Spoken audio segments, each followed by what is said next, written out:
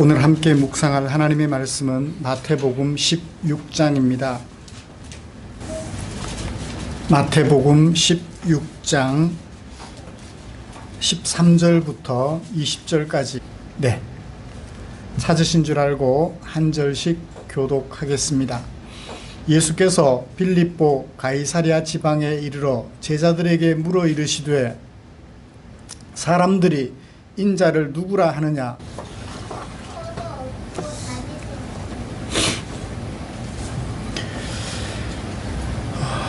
오늘은 하나님의 은혜 안에서 우리 포항 충정교회가 설립된 지 19번째 맞이하는 생일입니다. 제가 생일을 맞으면서 참 많이 놀랬습니다. 왜냐하면 지나간 시간들이 오래되어서 많이 놀랐어요. 제가 30대 중반쯤 된 것 같습니다. 중후반 들어섰을 때 와서 개척을 해서 지금까지 벌써 50대를 넘어갔으니까요. 지나간 시간들이 오래돼서 놀랍기도 하고요. 그러나 그것보다도 오늘까지 존재한 것을 보면서 더 많이 놀랐어요.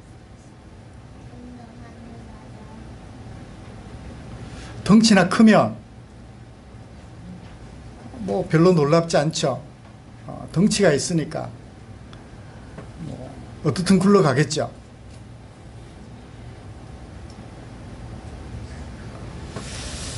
부족한 목회자와 적은 숫자의 성도들을 생각하면 더 놀랍습니다.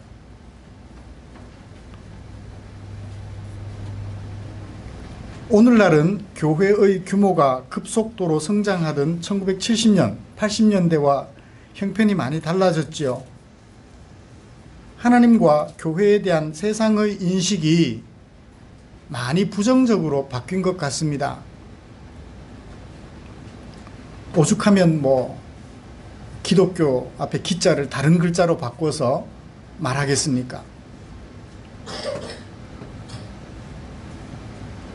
그 원인이 먼저는 교회 내부에 있다고 생각을 해봅니다. 목회자들의 부정이 일상화되어 있어서 그것이 언론에 많이 등장하게 되니까 교회와 하나님에 대한 생각들이 많이 부정적으로 바뀐 것 같아요. 교회 내부의 갈등으로 인해서 폭행이 난무하고 욕이 난무하는 그런 교회 모습, 그래서 결국 세상 법정을 들락거리게 된 교회 모습들이 교회와 하나님에 대하여 세상 사람들이 부정적 인식을 가지게 한 것 같습니다. 내가 속한 교회의 규모를 키우기 위하여 생겨난 교회 간의 갈등, 그것이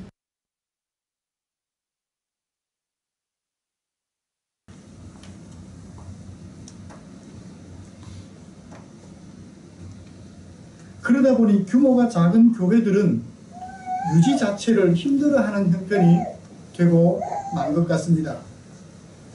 이런 형편 속에서도 우리 포항 충정교회는 오늘까지 존재하고 있잖아요. 우리 포항 충정교회가 다른 교회들과 남달리 탁월한 것이 있어서일까요?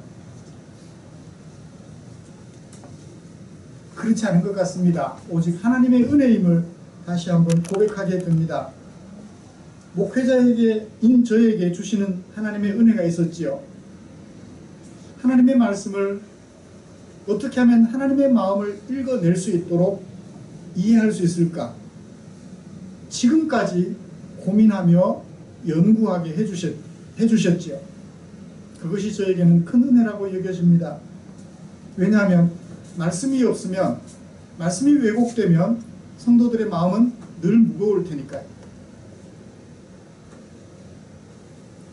뿐만 아니라 교회의 구성원인 우리 성도들에게도 주시는 하나님의 은혜가 있었다고 믿습니다. 쓰러질 듯 그러나 쓰러지지 않게 하신 하나님의 은혜를 생각하면서 또 교회 설립 20주년에는 어떤 교회로 서 있을까 하는 생각을 하면서 오늘 함께 하나님 앞에 감사로 예배를 드리고 싶습니다. 이런 마음을 가지고 있는 우리를 위하여 하나님께서는 마태복음 16장 13절부터 20절까지 말씀을 주셨습니다. 저는 이 본문을 가지고 예수님께서 세우신 교회라는 제목으로 설교하고자 합니다. 먼저 본문이 어떻게 구성이 되어 있는지 살펴보면서 설교 방향을 찾아보지요. 18절에서 20절까지가 예수님께서 제자들에게 들려주신 설교예요. 내가 이렇게 하겠다. 내가 이렇게 하겠다. 들려주신 약속 겸 설교 말씀이세요. 그리고 13절부터 17절까지 말씀은 예수님께서 제자들에게 설교하시게 된 배경, 곧 18절부터 20절까지 말씀을 가지고 설교를 하시게 된 이유를 담고 있죠. 왜 그런 설교를 하시게 되었는가? 이유를 담고 있어요.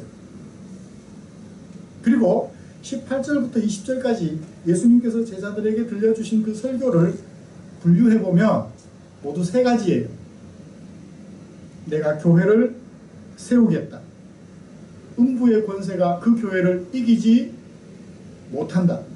내가 그 교회에 천국 열쇠를 주겠다. 세 가지. 이런 본문을 가지고 배경은 간단하게 살펴보고요. 예수님께서 제자들에게 들려주신 세 가지를 중심으로 설교하면서 하나님의 은혜를 나누고자 합니다. 말씀 나눌 때 주님의 크신 은혜가 저와 여러분들에게 충만하시기를 간절히 소원합니다. 먼저 설교하시게 된 배경을 보죠. 예수님께서는 제자들에게 두 번의 질문을 하셨습니다. 13절부터 17절까지. 첫 번째 질문은 무엇인가요? 사람들이 인자는 예수님 당신을 말해요. 사람들이 나를 누구라 하느냐? 두 번째 질문은 무엇인가요? 그러면 그 사람들은 그렇다 치고 너는 나를 누구라고 하느냐? 예수님께서는 지금까지 제자들과 함께 이곳저곳 다니시면서 당신이 누구신지 그 정체를 밝혀주는 많은 일들을 사람들이 보는 앞에서 행하셨어요. 무엇을 위해서? 당신이 누군지 밝혀주시기 위해서. 그 정체를 밝힐 만한 사건들을 많이 행하셨다고 가르침도 주셨고요. 그렇게 많이 가르치고 또 보여주셨으면 확인하고 싶은 마음이 있겠죠. 지금 예수님께서 제자들에게 질문하신 것은 바로 확인하는 작업이에요. 사람들이 이제 나를 누구라 하느냐? 그러면 너는 나를 누구라고 하느냐? 라고 물으셨던 것입니다. 그때 베드로가 예수님께 대하여 대답을 해요. 주는 그리스도시요 살아계신 하나님의 아들이십니다. 앞에 사람들이 말했을 때는 그 말한 것에 대해서는 예수님께서 이런 방법 없으셨어요. 그냥 사람들이 누구라고 말하느냐라고 질문하신 다음 대답하자 너는 나를 누구라고 하느냐 바로 질문하셨어요. 그런데 베드로가 그렇게 대답하자 예수님께서 17절에서 뭐라고 말씀하십니까? 바요나 시몬아 네가 복이 있다. 이것을 너에게 알게 한 이는 혈육이 아니라 하늘에 계신 내 아버지께서 알게 하셨다 라고 말씀하셨어요. 베드로가 말한 대답이 정답이라는 말인가요? 오답이라는 말인가요? 뒤에 들려주신 말씀을 볼 때 정답이라는 것 같아요. 혈육이라는 말은 사람이라는 얘기인데 사람이 가르쳐 준 것이면 틀릴 수 있지만 하나님 아버지께서 가르쳐 주신 것이기 때문에 틀림이 없다라는 얘기겠죠. 그래요. 베드로가 고백한 예수님의 정체, 예수님은 그리스도이십니다. 그리고 살아계신 하나님의 아들이십니다. 라는 그 고백이 정확했다는 얘기죠.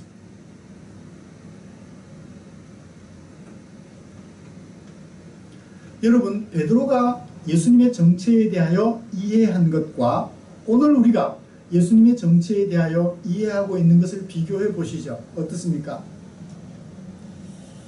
글쎄요, 그리스도라는 말이 무슨 뜻이에요? 그렇게 말하면 제가 드릴 말씀이 없어요. 그리스도란 이런 뜻입니다.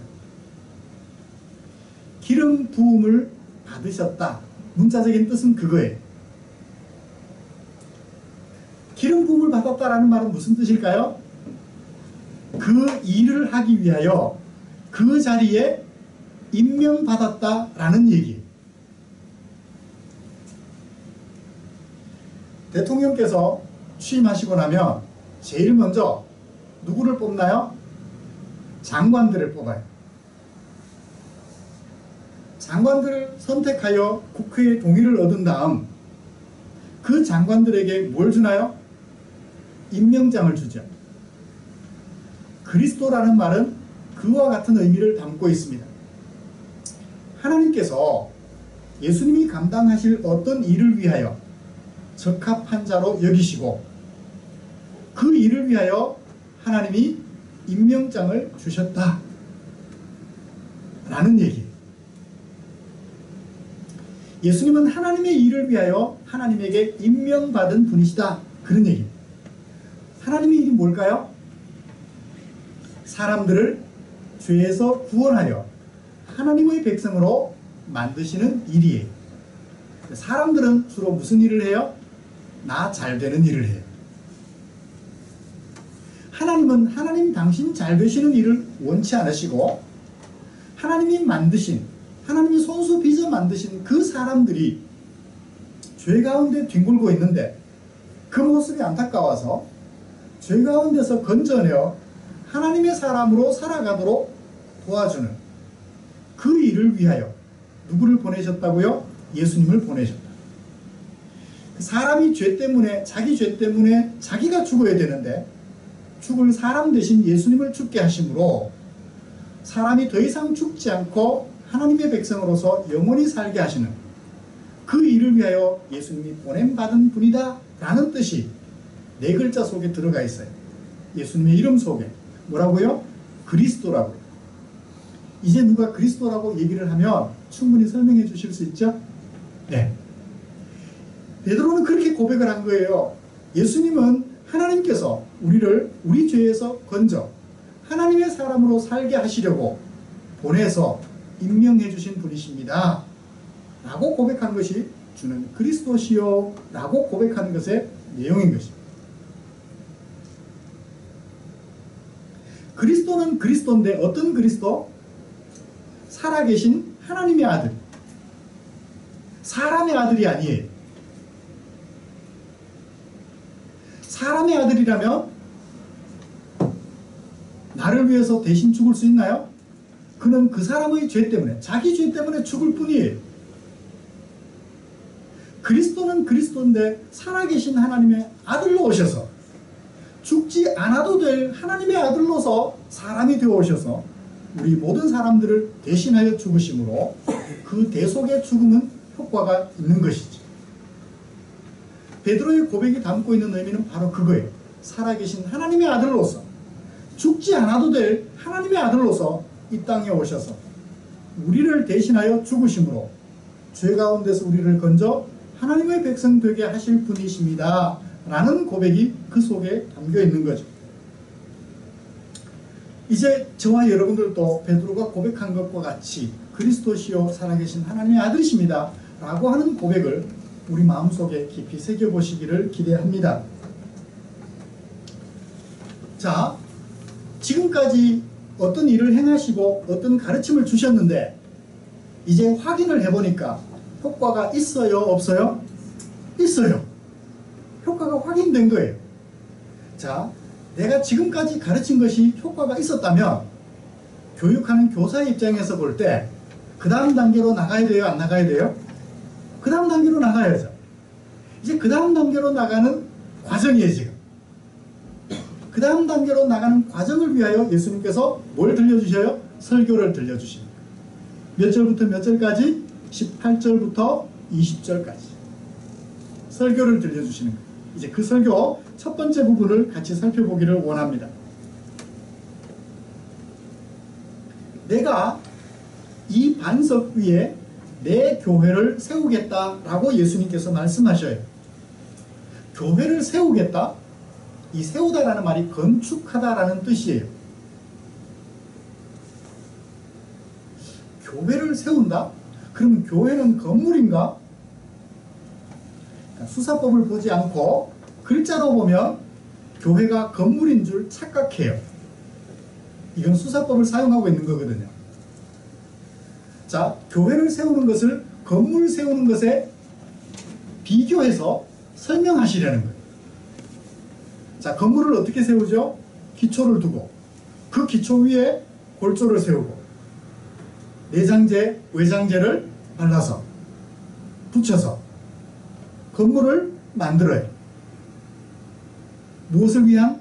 사람이 거주하기 위한 건물을 완성하게 됩니다.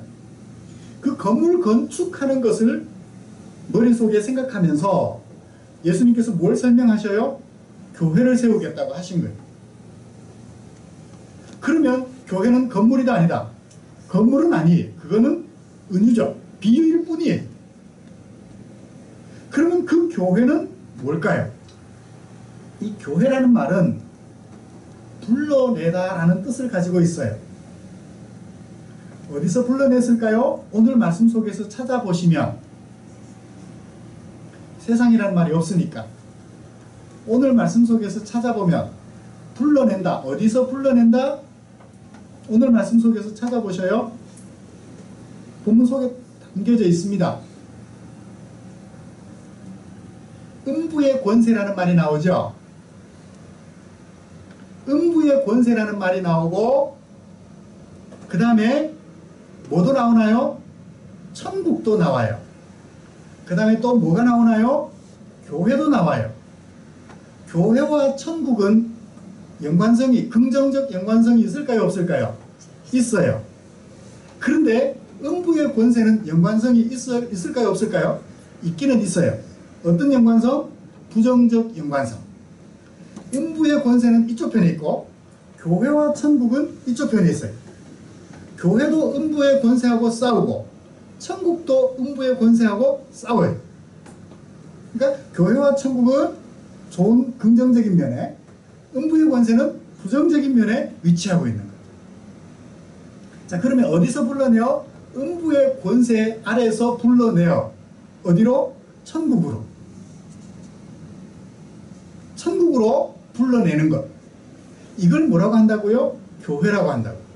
그러면 사람을 불러낼까요? 건물을 불러낼까요? 사람을 불러내죠. 그러니까 음부의 권세 아래 살아가던 그 사람들을 불러내서 천국에서 살게 하는 것이, 천국에서 살게 하시는데 그 천국에서 살게 된 사람들을 뭐라고 한다고요? 교회라고 한다고요. 그러면 천국이 뭘까요? 죽어서 가는 나라인 줄 알고 있는데 마태는 여기서 분명히 천국이라는 단어를 썼어요. 사실은 마가나 누가같이 이방인들을 위한 복음서 저자라면 천국이라는 단어를 안 써요. 하늘나라라는 말을 안 쓴다고요. 무슨 말을 쓸까요? 하나님 나라라는 말을 써요. 하나님의 나라. 왜 그러면 마태는 하늘나라, 천국이라는 단어를 썼을까요? 이 마태는 복음서를 쓰면서 그 읽을 독자를 누구로 지정을 했느냐면 유대인들을 지정했어요. 이 유대인들은 아버지 이름, 뭐죠? 하나님. 그 아버지 이름을 직접 잘 안 불러요. 자녀가 돼가지고 아버지 이름 부르면 이상하잖아요. 하나님은 놀라우신 분이신데. 그래서 하나님이라는 얘기를 잘 안 하고 하나님 나라를 하나님 나라라고 말하지 않고 하늘나라, 하늘왕국이라는 표현을 많이 썼다고요. 그래서 마태복음을 읽어보면 대부분 천국이라는 단어를 많이 써요. 다른 복음서를 보면 하나님 나라라는 말을 쓰고 있고요. 차이점을 이해하셨으면 좋겠습니다. 자, 이제 교회에 대하여 예수님께서 세우고자 하신 교회 정의를 내려보죠. 음부의 권세 아래 살아가는 사람들. 음부는 다른 말로 죽음이라는 뜻도 돼요. 죽음이라는 말을 다른 말로 조금 더 의역을 하면 하나님과 대적하는 세상이라고 이해하시면 돼요. 자, 하나님을 향하여 대적하는 세상에서 살아가던 사람들을 불러서 어디서? 천국에서 살아가도록 불러주셨는데 그 부름받은 사람들을 뭐라고요? 교회라고 한다고요. 자, 그 교회는 어떻게 교회가 될 수 있나요? 그 교회는 어디에 세워지나요? 반석 위에 세워져요. 건물은 어디 위에 세워져요? 기초 위에 세워져요. 교회도 기초가 되는데 그 기초가 뭐라고요? 반석이라고. 반석이라고. 반석이라고 그러니까 우리가 얼른 생각나는 것이 있습니다. 여호와는 나의 반석이요 나의 구원의 반석이시요 나의 방패시요. 시편 말씀들이 생각나죠. 그 반석은 누구를 말했나요? 하나님을 말했어요. 자, 여기서도 동일하게 반석은 누구를 말할까요? 예수님을 말해요. 자, 워드플레이, 언어 유희를 하고 있어요. 18절을 보시면 너는 뭐라? 베드로라. 내가 이 반석 위에, 베드로에 대한 언어가 베드로스예요. 페드로스예요. 반석은 페트라예요. 역격, 어디에라고 말할 때는 페트라로 바뀌고 명사로 그냥 쓰일 때는 페트로스라고. 자, 그래서 천주교에서는 교회가 어디 위에 세워져요? 베드로, 사람 위에 세워진다라고 얘기를 해요. 그래서 1대 교황이 누구냐면 베드로예요. 지금의 교황은 몇 대인지는 모르겠어요. 그래서 그 교황의 대를 이어서 지금 교황 위에 교회가 세워진다라고 얘기를 해요. 근데 개인을 향하여 말하지는 않은 것 같아요. 물론 이 베드로가 반석이 단수는 이기는 합니다. 하나를 말하기는 해요. 베드로 위일까요? 베드로가 고백한 예수님 위일까요? 예수님 위. 교회의 기초는 베드로가 아니라 교회의 기초는 예수님이라는 거예요. 사도 바울은 바울 서신에서 그걸 많이 밝혀주고 있죠. 교회의 머리 되신 예수님. 교회의 기초가 되신 모퉁이 돌. 사람들이 버렸는데 그 버린 돌이 뭐가 되었다? 교회의 모퉁이 돌이 되었다. 기초 돌이 되었다라고 얘기를 하고 있죠. 그러므로 교회의 기초는 누구? 베드로가 아니라 예수님. 예수님 때문에 예수님을 구주로 그리스도요 살아계신 하나님의 아들로 고백하는 그 사람들, 어디서? 음부의 권세 아래 살다가 예수님을 그리스도요 살아계신 하나님의 아들로 고백하는 그 사람들을 뭐라고 한다? 교회라고 한다. 그러므로 그 교회 기초는 예수님이다. 예수님 때문에 생겨난. 그래서 그 교회를 베드로의 교회라고 말하지도 않고 최상호의 교회라고도 말하지 않고 누구의 교회라고 그래요? 내 교회라고 그래요. 나의 교회. 나는 누구? 예수님. 예수님의 교회라고 얘기를 하고 있는 거예요. 내 위에 세워진 내 교회.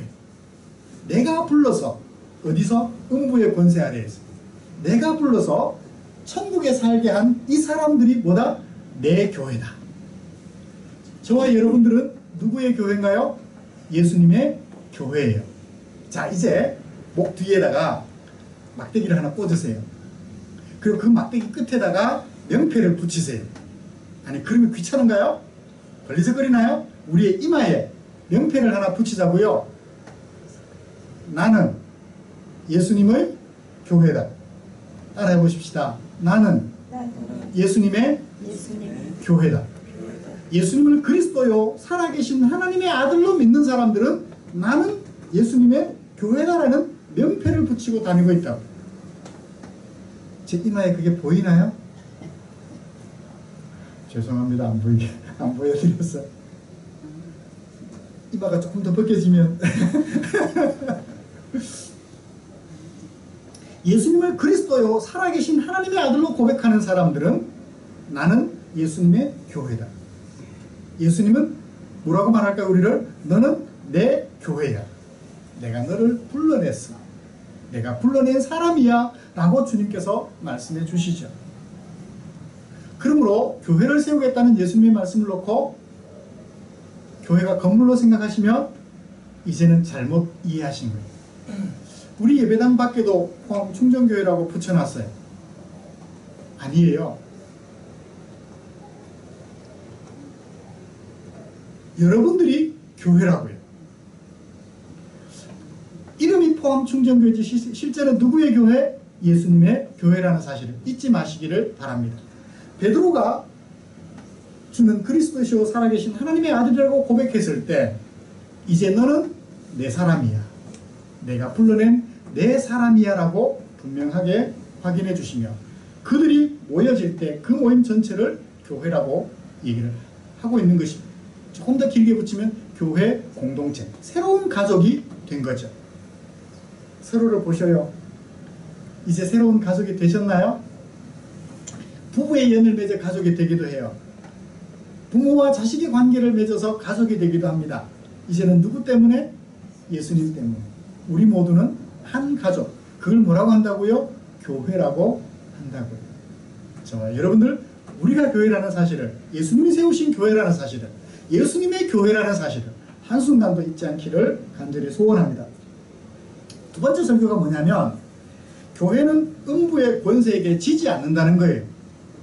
자, 음부의 권세 아래 부름받았지만 음부의 권세와 함께 지금 살아가고 있어요. 그래서 예수님 뭐라고 말씀하십니까? 음부의 권세가 이기지 못하리라. 무엇을? 교회를. 음부의 권세가 교회를 이기지 못한다고 얘기를 해요. 그러면 이기지 못한다는 말씀은 교회와 음부의 권세가 함께 살고 있다는 얘기인가요? 따로 살고 있다는 얘기인가요? 함께 살고 있다 보니까 누가 누구를 이기려 해 자꾸. 누가? 음부의 권세가. 교회를 이기려고 해요. 자꾸 싸움을 걸어요. 왜? 원래는 지게 소속돼 있지. 저에게 소속돼 있었잖아요. 원래는 교회가 음부의 권세에 소속돼 있었는데 예수님이 오셔가지고 음부의 권세에 소속된 그들을 불러내가지고 천국에 옮겨놨으니까, 교회로 세우셨으니까 음부의 권세가 자꾸 찝찝거리는 거예요. 왜? 보내놓고 나니까 아쉽잖아요. 애국 군대가, 애국 왕이 이스라엘 백성들을 보내줬어요. 보내놓고 나니까 그 험한 국고성 쌓는 일, 나라의 성을 쌓는 일을 누가 해요? 할 사람이 없는 거예요. 그러면 어떻게? 군대를 보내갖고 다시 붙잡아 오려고 하는 거예요. 군대를 보내요. 전차를 보내고. 그것과 같이 음부의 권세가 성도들을 교회에 뺏기고 나니까 자기가 부릴 사람이 없잖아요. 어떻게 합니까? 가서 빼앗으려고 우리를 유혹을 해요. 협박도 합니다. 이게 하는 일이 뭐예요? 음부의 권세가 하는 일이에요. 이렇게 하는 존재가 누구냐면 음부의 권세예요. 이 음부의 권세라는 말이 The Gate of Hades라고 해서 죽음의 문이라는 뜻이에요. 여러분, 게이트라는 말을 우리 종종 이상한 데 쓰는 걸 봐요. 우리 최근에 근대 세계사 속에서 동서간 냉전 시대가 있었죠. 소련이 해체되기 전 소련과 중국을 중심으로 한 공산주의권 사회와, 그쵸? 그 다음에 미국을 중심으로 한, 미국과 영국, 유럽을 중심으로 한 서방세계가 있었어요. 동방세계와 서방세계가 있었는데 공산주의와 자유주의 간의 대결이 있었죠. 그 동방세계와 서방세계가 원수가 되어서 무기 경쟁을 하며 싸우고 있었는데 그 동서간의 화해를 조성시켰던 최초의 대통령이 누군지 아세요? 미국 대통령. 닉슨 대통령. 대단한 분이세요.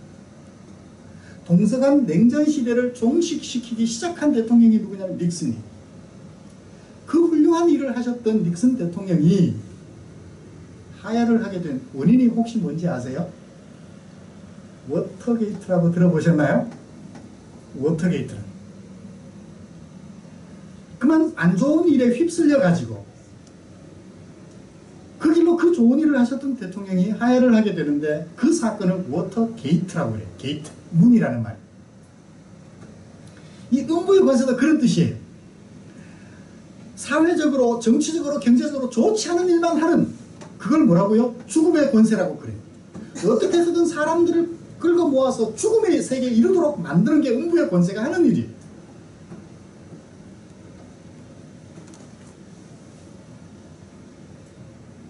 오늘 또 이 음부의 권세는 우리 교회 성도들로 하여금 자기 영역 속에 묶어두어서 나쁜 짓을 골라서 하도록 조장하고 있다. 거기에 간혹 우리는 지기도 합니다. 조금만 참으면 되는데 버럭 성질을 내서 부부간에 냉랭해져요. 조금만 참으면 이웃하고 크게 다툼 없이 살아갈 수 있는데 그만 내가 욕심을 이기지 못해서 한마디 했다가 이웃하고 원수가 돼서 같은 엘리베이터를 탔는데 등 돌리고 서 있어요. 출근 시간이 같이 됐을 때 어떻게 해요? 한 엘리베이터를 탔는데 어떻게 해요? 계단이면 좋겠는데 한 공간 안에서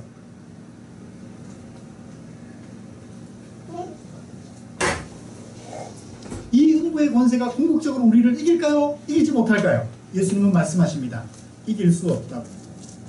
주님을 의지하는 한, 그리스도시요 살아계신 하나님의 아들 예수님을 의지하는 한 이 음부의 권세는 우리를 결코 예수님의 손에서 빼앗아갈 수 없다고요. 승리에 대한 확신이 우리에게 있어야 한다는 것을 예수님께서 설교해 주셨습니다. 그래요. 간혹 지기는 해요. 그렇다고 여러분이 교회가 안 되는 것이 아니라는 것을 마음에 꼭 새기시기를 기대합니다. 이길 수도 있다라고 말씀하셨나요? 이기지 못한다고 말씀하셨나요? 이기지 못한다. 우리가 질 수도 있지만 끝내는 우리가 이긴다라는 것을 분명하게 말씀해 주신 것입니다. 마지막 세 번째, 내가 천국 열쇠를 네게 주겠다 그러셔요. 천국 열쇠, 이것 때문에 또 가톨릭과 기독교 간에 많은 교리적 논쟁을 일으킵니다. 지금 이 시간에는 그렇게 말할 시간이 없고요. 천국 열쇠를 주셨는데 그 천국 열쇠가 하는 일이 뭔가요? 19절을 보셔요. 네가 땅에서 무엇이든지 매면, 땅에서 무엇이든지 땅에서 매면 하늘에도 매이고, 바인드 묶어준다라는 얘기. 땅에서 묶어버리면 하늘에서도 묶어지고, 그 다음에 땅에서 풀면 하늘에서도 풀린다. 자, 이런 것을 대꾸법이라 그래요. 같은 뉘앙스를 가진, 같은 느낌을 가진 문장을 두 번 반복해 주는 것. 그걸 통해서 뭔가를 지금 얘기하려는 것 같아요. 자, 땅에서도 묶어버리면 하늘에서도 묶인다. 땅에서 풀면 하늘도 풀린다. 땅과 하늘이 같다는 얘기인가요? 다르다는가요? 다르다는 것인가요? 같다는 거죠. 그죠? 땅에서 안 좋아서 묶어버렸으면 하늘에서도 묶어버린다는 거예요.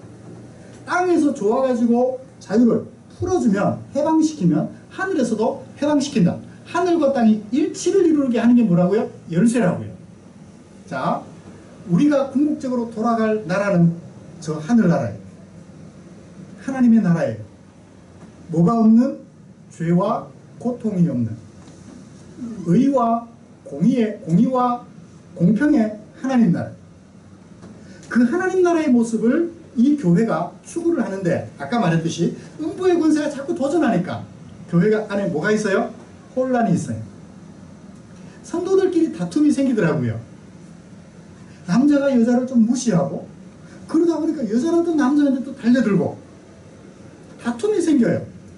또 남자들끼리 내가 잘났네, 네가 잘났네, 다툼이 생겨요. 내가 더 많이 헌신했네, 네가 더 많이 헌신했네, 다툼이 생기더라고요. 그런 것들은 어떻게 되고? 묶여질 거예요. 하늘에는 당연히 묶여져 있고, 이미 하늘교회와 지상교회가 결국은 하나가 되는데, 그 일을 누구에게 맡겨줬다? 우리에게 맡겨줬다. 교회에게 맡겨주셨다는 거예요. 그러면 오늘 교회는 무슨 일을 해야 할까요? 하늘교회에 있는 그 아름다운 모습을 지상교회에서 실현해야 되겠죠. 묶을 거는 묶어야 되고 풀 거는 풀어야 돼요. 근데 거꾸로 묶을 걸 풀고 풀어야 될 걸 묶으면 어떻게 돼요? 교회가 분란하게 되는 거예요. 혼란을 일으키게 됩니다.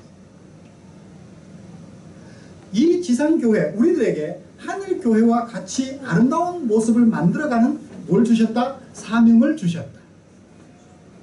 이것이 바로 천국 열쇠를 주셨다라는 말이 가지고 있는 의미라는 것입니다. 하늘교회에서 없는 일을 지상교회 성도들이 하면 돼야 안 돼요? 안 되죠. 세상 법정으로 문제를 가지고 가면 돼야 안 돼요? 안 되죠. 아니, 세상 법정으로 가져가야 될 만한 문제를 만들면 돼야 안 돼요? 안 되죠. 하늘에서 묶여져 있는 것을 땅에서 풀어버리면 안 된다고요. 그죠? 하늘에서 묶여질 거라면 땅에서 당연히 묶어야죠. 하늘에서 풀어져 해방된 것이라면 땅에서도 당연히 해방시켜서 그 일을 마음껏 해나갈 수 있어야죠. 그것이 우리에게 주어진 천국 열쇠라는 것입니다. 말씀을 마치겠습니다. 사랑하는 성도 여러분, 예수님께서 오늘 우리에게 교회의 정체가 무엇인지를 분명히 밝혀주셨습니다. 그리고 그 교회의 끝은 어떻게 되는지를 우리에게 보여주셨습니다. 살아가는 동안 우리가 해야 될 일이, 교회가 해야 될 일이 무엇인지를 밝혀주셨습니다. 무슨 일을 해야 될까요? 나쁜 일을 해야 될까요? 하늘교회에서 있어서는 안 될 그 일들, 하늘교회는 없는 그 일들을 하면, 지상교회가 하면 안 된다는, 하늘교회에 있는 일들만 지상교회가 많이 감당하여서 이 지상교회가 무슨 교회인 것처럼, 천국인 것처럼 만들어가는 저와 여러분들이 되시기를 주님의 이름으로 축복합니다.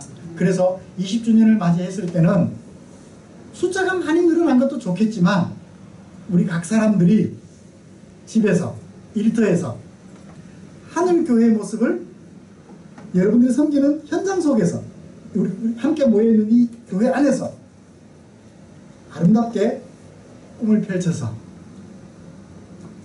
지상교회를 하늘교회로 만들어가는 저와 여러분들 되시기를 주님의 이름으로 축복합니다. 기도하겠습니다. 하나님 아버지, 고맙습니다. 주께서 허락하신 이 귀한 은혜를 가슴에 새기며 19번째 생일을 맞이합니다. 20번째 생일을 어떻게 맞이해야 될까 생각하면서 이 말씀을 생각해 보았습니다. 우리 일생이 끝날 때까지 교회가 어떤 모습을 유지해야 할까라는 것을 생각하면서 당신께서 우리에게 허락하신 말씀을 살펴보았습니다. 이 말씀 마음 깊이 새겨서 나는 누구인지, 무엇과 싸워야 하는지, 무슨 일을 해야 하는지 깊이 새겨서 정말 주님이 보시기에 아름다운 교회, 하늘교회와 동일한 지상교회로서 나를 만들어가는 귀한 성도들 되도록 은혜 내려 주시옵소서. 예수님의 이름으로 기도드리옵나이다. 아멘.